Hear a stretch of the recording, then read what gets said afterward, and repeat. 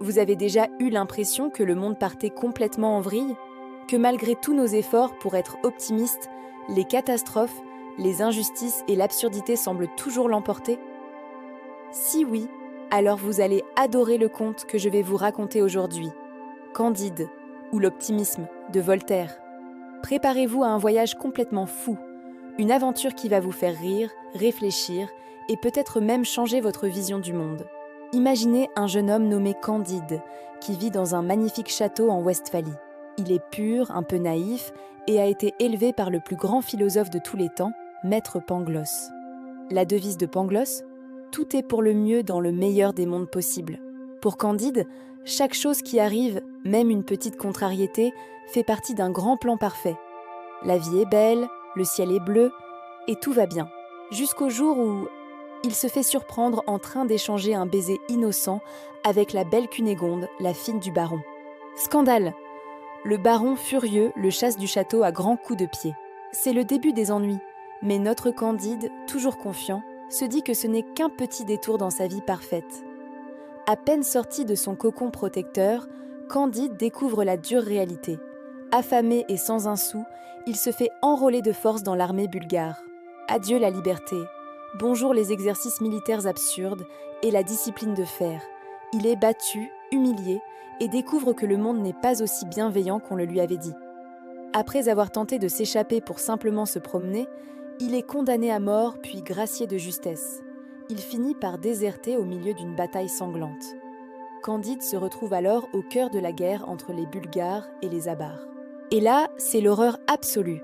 Il voit des villages en flammes, des scènes de violence inouïes, des massacres. Voltaire décrit tout ça avec une ironie mordante qui dénonce l'absurdité de la guerre. Les deux camps célèbrent leur victoire avec des chants religieux, tout en commettant les pires atrocités. Candide, terrifié, ne comprend pas comment cette boucherie peut exister dans le meilleur des mondes. Son optimisme commence à prendre quelques fissures. Alors qu'il fuit ce chaos, il tombe sur un mendiant défiguré par la maladie. En regardant de plus près, il reconnaît son ancien maître, Pangloss. Le philosophe lui raconte alors une série de catastrophes. Le château a été détruit par les Bulgares, le baron et sa famille ont été tués, et Cunégonde a subi un sort terrible. Pangloss lui-même a attrapé une maladie après une aventure avec une servante du château. Mais même dans cet état lamentable, Pangloss reste fidèle à sa philosophie. Il explique à Candide que tout cela est une chaîne de causes et d'effets nécessaires. Sans son baiser avec Cunégonde, rien de tout ça ne serait arrivé, mais c'est comme ça, c'est le destin. Candide, encore sous le choc, peine de plus en plus à le croire. Leur voyage les mène à Lisbonne, juste à temps pour assister à un tremblement de terre dévastateur. La ville est détruite, des milliers de personnes meurent. Alors que Candide est blessé et que Pangloss tente de consoler les survivants en leur expliquant que tout était normal, l'Inquisition arrive. Les autorités religieuses cherchent des boucs émissaires pour calmer la colère divine. Leur cible, Pangloss et son optimisme jugé hérétique. Ils organisent un autodafé, une cérémonie de sacrifice humain, pour apaiser Dieu. Pangloss est pendu et Candide est fouetté en public. Seul, de nouveau, notre héros se demande si ça, c'est le meilleur des mondes, à quoi peuvent bien ressembler les autres. Mais l'histoire ne s'arrête pas là. Candide se lance dans une quête effrénée pour retrouver Cunégonde, qu'il apprend être encore en vie. Ce périple va le faire traverser le monde entier. L'Amérique du Sud, Paris, Venise, Constantinople. À chaque étape, il rencontre une galerie de personnages plus cyniques et malhonnêtes les uns que les autres. Des gouverneurs corrompus, des nobles arrogants, des religieux hypocrites. Il découvre l'esclavage, la prostitution, l'injustice permanente. Il trouve même le mythique Eldorado, un pays utopique où l'or et les pierres précieuses jonchent le sol, où tout le monde est heureux et sage. Mais même là, il ne reste pas, car son seul but est de retrouver son amour. Pendant ses voyages, il retrouve plusieurs fois des personnages qu'il croyait morts, comme Cunégonde ou même Pangloss, qui a miraculeusement survécu à sa pendaison. Mais à chaque fois, la réalité est décevante. Cunégonde, autrefois si belle, est devenue laide et acariâtre. Pangloss continue de débiter ses théories optimistes, même après avoir été esclave et galérien. Candide réalise que le monde est un théâtre d'illusions où chacun poursuit son propre intérêt. Son optimisme naïf s'est transformé en un réalisme teinté de mélancolie. Il a tout vu, tout vécu. La richesse, la pauvreté, la guerre, la paix, l'amour, la trahison. À la fin de son incroyable odyssée, après avoir traversé toutes les horreurs et les absurdités du monde, Candide et ses compagnons, Cunégonde, Pangloss et quelques autres rescapés, achètent une petite ferme près de Constantinople.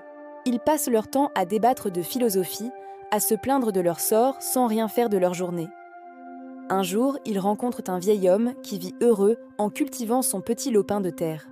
Il leur explique que le travail éloigne de lui 3 grands maux: l'ennui, le vice et le besoin.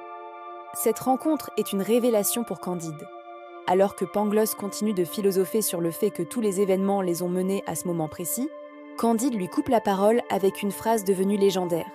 Tout cela est bien dit, mais il faut cultiver notre jardin. Et c'est ça, la conclusion magistrale de Voltaire. Après avoir cherché le sens de la vie dans les grandes théories, les voyages et les richesses, Candide comprend que le bonheur est bien plus simple. Ce n'est pas dans l'optimisme aveugle de Pangloss, ni dans le pessimisme total. C'est dans l'action concrète, modeste et quotidienne. Cultiver notre jardin, ça veut dire quoi ?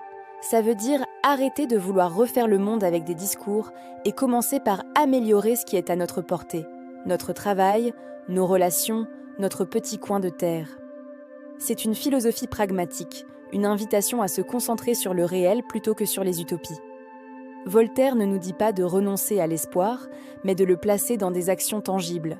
Face à un monde absurde et souvent cruel, la meilleure réponse n'est pas de se lamenter ou de rêver, mais de se mettre au travail, de créer de la valeur et de trouver la paix dans des choses simples. C'est une leçon incroyablement moderne et puissante. Alors, la prochaine fois que vous vous sentirez dépassé par le chaos du monde, souvenez-vous de Candide. Peut-être que la clé n'est pas de tout comprendre, mais simplement de prendre soin de votre propre jardin. Merci d'avoir regardé cette vidéo. Si ce voyage philosophique vous a plu, n'hésitez pas à laisser un pouce bleu, à vous abonner et à me dire en commentaire quelle est votre interprétation de cultiver notre jardin. À très bientôt pour une nouvelle exploration littéraire.